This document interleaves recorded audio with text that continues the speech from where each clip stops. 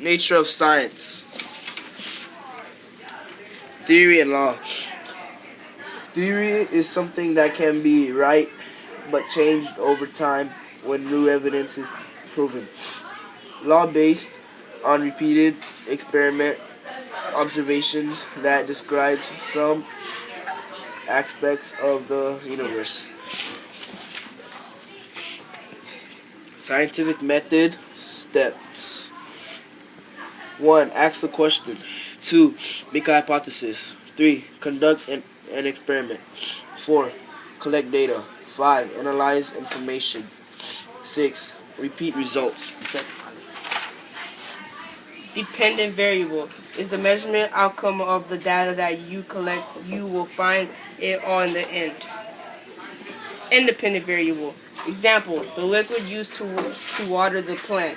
Independent variable is what I changed in the experiment. Control variable. Control variable is what's not changed throughout an experiment. Constant variable. The factors that stay the same. Science is something that can be proven but with evidence. Pseudoscience is something that cannot be proven. The end.